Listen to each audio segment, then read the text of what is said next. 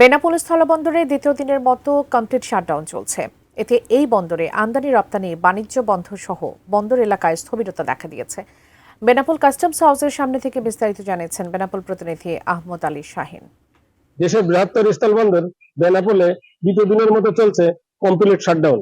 জাতীয় রাজস্ব বোর্ডের চেয়ারম্যান আব্দুর রহমান খানের অপসারণের দাবিতে জাতীয় রাজস্ব বোর্ড সংস্কার ঐক্য পরিষদ এই শাটডাউনের ডাক দেয়। শাটডাউনের কারণে আমদানি রপ্তানি বাণিজ্য বন্ধ রয়েছে।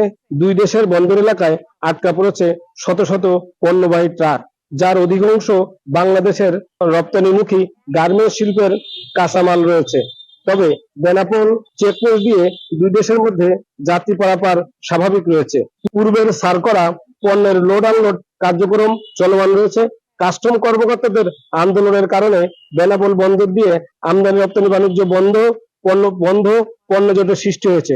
তবে এ সময় বেনাপোল বন্দর থেকে ভারতীয় খালি ট্রাক সে দেশে ফেরত যেতে পারবে বলে বেনাপোল বন্দরের ডেপুটি পরিচালক মামুল কবির তরফদার জানান। লোড আনলোড বন্ধ থাকার কারণে শ্রমিকরা অসহায় জীবনযাপন করছে। ব্যবসায়ীরা জানিয়েছেন, শাটডাউন অনতিবিলম্বে প্রত্যাহার না করলে আমদানি রপ্তানি বাণিজ্য সহ রাজস্ব আদায়ে ব্যাপক প্রভাব পড়বে। এই ছিল বেনাপোল বন্দরের শাটডাউনের সর্বশেষ সংবাদ।